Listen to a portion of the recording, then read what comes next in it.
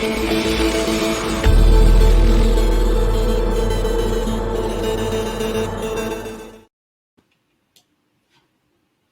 everyone, and welcome. My name is Denver Britton, and I'm a PM for Azure App Service here at Microsoft. Today, we'll be demoing an intelligent SpringBoot app hosted on App Service and walking through how to use managed identity with MySQL, GitHub Actions, and OpenAI to securely connect all these services to applications running on the App Service platform. We'll also take a look at how to quickly and easily get up and running with OpenAI-powered intelligent apps on App Service, leveraging the power of Azure OpenAI with the simplicity and flexibility of the App Service platform. So before we really get started here, a quick overview of the resources we're going to use. We have the staging and production slots of our Java Intelligent Demo app, our Azure OpenAI service called Java Demo, and some monitoring tools like App Insights, our MySQL database, and managed identities, excuse me, to securely connect all these services together in a passwordless setup. And so switching gears a little bit, let's take a look at the app itself. This is your standard Spring Pet Clinic app running on App Service in this case at this domain up here, but with the addition of a chat window, in this case, an OpenAI powered chatbot. The business case here is just assume you're a pet clinic owner, vet clinic owner, and you want to be able to handle questions about pet health when the clinic is closed, or maybe instruct pet owners on how to take care of their pets, again, when clinic hours are closed. So to use the chat, all you have to do is identify yourself with a username and ask a question. For example, since this is a pet clinic, we could describe a Pomeranian in 50 words or less. And after a second or two, or faster, depending on how OpenAI is feeling today, our OpenAI endpoint responds with exactly what we asked for. In this case, a quick description of a Pomeranian dog breed in 50 words or less. Again, more specific prompts can be used to produce more specific answers. And with Azure OpenAI, you have a little bit more flexibility than that. If we look at our OpenAI resource, we can even directly upload files to the Azure portal to help your AI assistant or chatbot make better or more intelligent decisions. So to do that, first you need to go to your OpenAI service, which I'm on right now, and then you can go to this Azure OpenAI Studio. And in here, we can add some data to have our OpenAI resource have some specific information to work with. And to do that, we just want to go down under Shared Resources and Data Files. And here you can add files for assistance, batch jobs, or fine-tuning. So this is data that only your OpenAI resource will know about, and it can make very intelligent responses to chat questions. So now that we've seen the app in action, let's look at some of the code that's powering this application.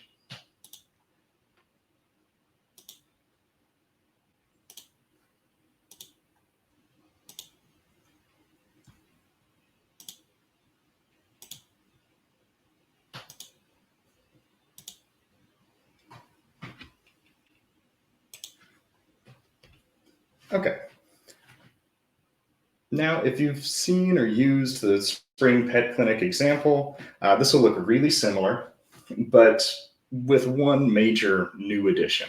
That's a WebSocket-powered chatbot that uses Azure OpenAI, and in this case also uses managed identity. So the code for the chatbot hangs out in the chat directory, with most of it being in the chat controller. And I want to highlight just a few things here.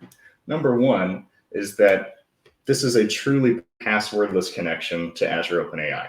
It's handled entirely by managed identity, connects to our app service, connects our app service to the Azure OpenAI endpoint, which responds to the prompt provided by the application user in the chat window. Another thing to highlight is this thing right here, this chat request system message. That's really important because this tells our Azure OpenAI what role it needs to play in the chat. In this case, we're going to be an assistant, but again, this could be anything, and more specificity, better prompt engineering means better responses typically. Here we can also look at our deployment name, which is the AI model that'll be used for the chatbot. And in general, this file has some boilerplate code for sending and receiving messages using WebSockets on a Java Spring Boot application.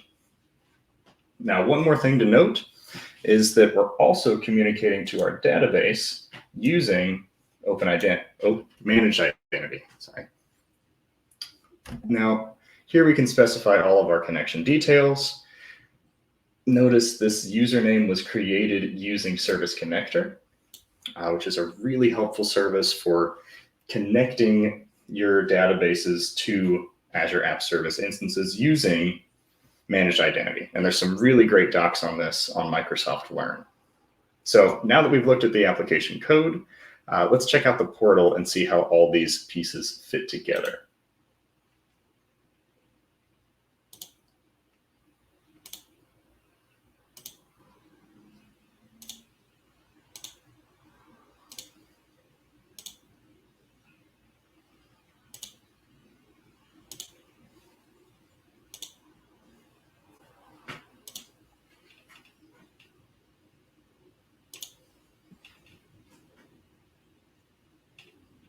Okay, back on the portal, we can see I'm at my web app, Java Intelligent Demo again, and this app service platform really provides a super seamless PaaS experience, meaning that you can just focus on your code and not the hosting platform.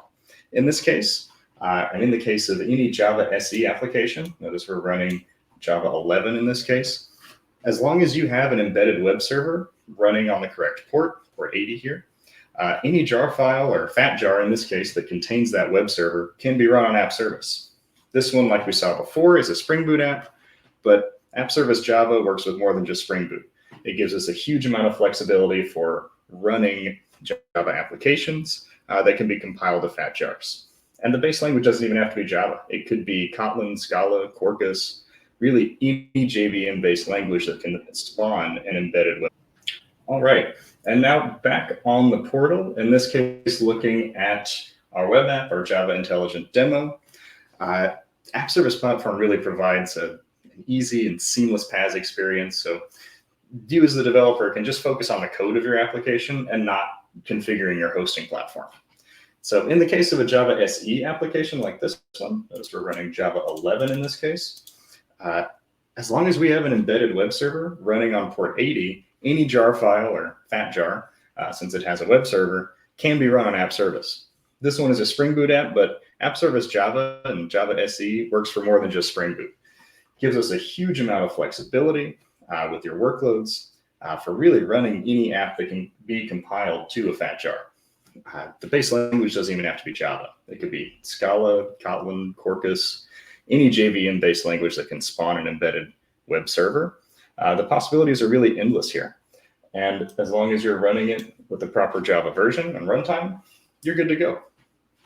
And so switching gears again, let's look at another benefit of running specifically Java applications, but any application on App Service. And this is the ease of setting up secure connections between App Service and other cloud services provided by Azure. So for example, if we look at our settings and identity, here we can see that we have system assigned identity enabled. And under user assigned, we can see that we've got two user assigned identities. Digging into the first one, let's see what our Azure role assignments are. And these are the things that this identity can do. In this case, we can be a cognitive services AI user, contributor, and a website contributor. Now this tells us that this is obviously the identity that's going to be handling all of our connections to and from OpenAI with our App Service web app here. If we want to look at our other identity, we can see that this is just a contributor on the resource group that hosts our application. In this case, we're using this one for connecting to MySQL and GitHub Actions, but really, again, the flexibility and possibilities here are endless for secure passwordless connections. No plain text secrets here. So there are some really great tutorials on this in Microsoft Learn documentation as well. So now let's context switch one last time over to deployments. And now looking at our Java Intelligent app, let's look at the deployment center. So let's go to our Java Intelligent demo and let's check out Deployment Center.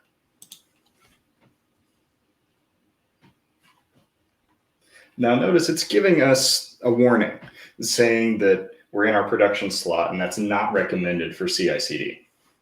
And the reason for that is that we have 2 deployment slots. You can have more, but in this case, we have 2 deployment slots associated with our application, one production and one staging. And this means that we effectively have 2 separate applications with the same exact configuration. Now, why might this be useful? And the answer is for live testing. Now, the recommended setup here is for your staging slot to be used with CI/CD. In this case, we're going to use GitHub Actions.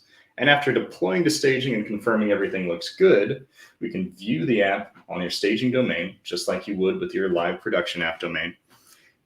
We can swap our staging slot into production for a full production deployment. So to see how we have things configured, we can look at Deployment Center on our staging app. And we can see that in this case, we've got deployment logs because we've already deployed it a few times. And we can see our settings are set up for GitHub, and specifically for using GitHub Actions as our build provider. This is just going to build off of pushes to the main branch. So since we have managed identity already configured for our resource group, like I said before, we can use that to securely connect to GitHub Actions as well. Makes this whole thing really easy. Now, before we actually make our code change, let's take a look at our workflow file. So I'm going to switch now to sharing, going back to the code associated with this.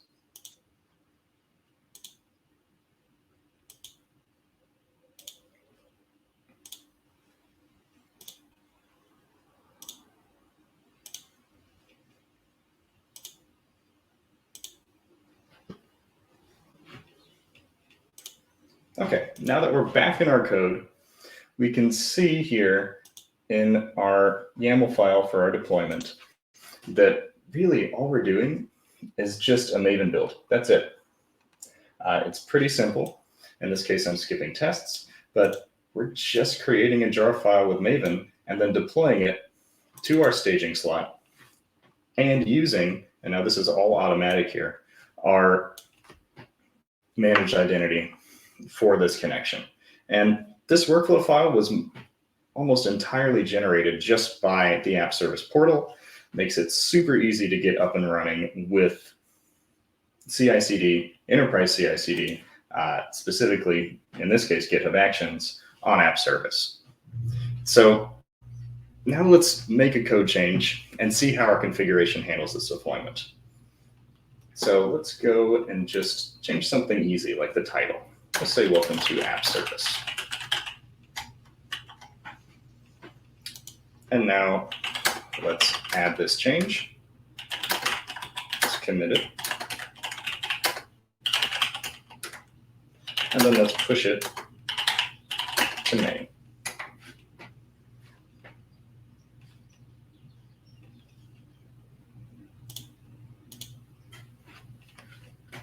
Now, once it's pushed, this will kick off a build in GitHub Actions, which we can view by switching over to our tab for GitHub Actions here.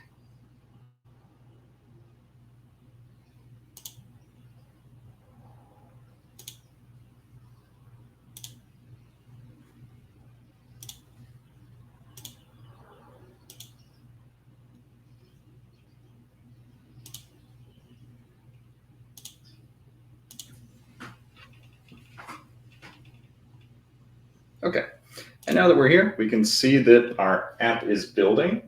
And notice our workflow is titled Build and Deploy Jar App to Azure Web Apps. And that's because this workflow doesn't just work for SpringBoot. This will work for any jar that you need, any sort of a fat jar. As long as you're compiling it with Maven, this will work for you. And this is one of the built-in ones, slightly modified, but again, pretty boilerplate here. So now that this build is running, we can come back when it's finished and see that this application has successfully been deployed to staging.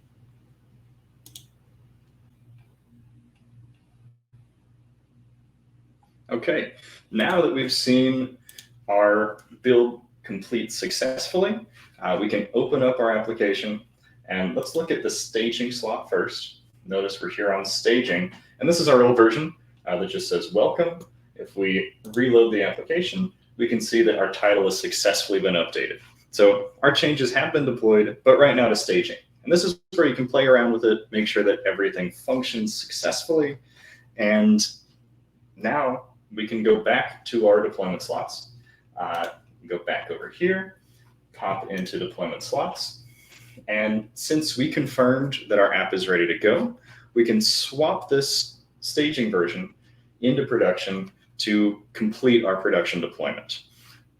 Once the swap completes, we'll see that our application is running in production with our changes safely applied.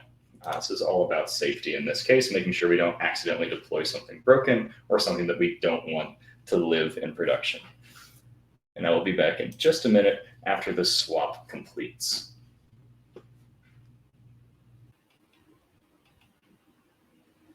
Okay, now that we can see that our slot has successfully been swapped into production, you can see we're from staging now into production. Let's check out our production app, which we have open over here. Still in our chat, but if we go back to home, we can see now we're running our fully deployed production app with what was in our staging slot. We've safely deployed to production. And if you ever need to roll back, you can always go back and swap that old slot back in. Staging can always be used if you need to as sort of a rollback. So I hope everyone enjoyed this demo. A quick recap on what we accomplished here. We successfully used managed identity to connect securely our app service application to OpenAI, GitHub Actions, and MySQL. And we used Azure OpenAI for Java to create an intelligent chatbot to help us run a business application, in this case for a pet clinic. And then finally, we used GitHub Actions and deployment slots to safely and securely make a change, test with our staging app, and then swap our slots into production. Thank you so much, everyone. Be on the lookout for additional content surrounding Java, OpenAI, and App Service coming soon.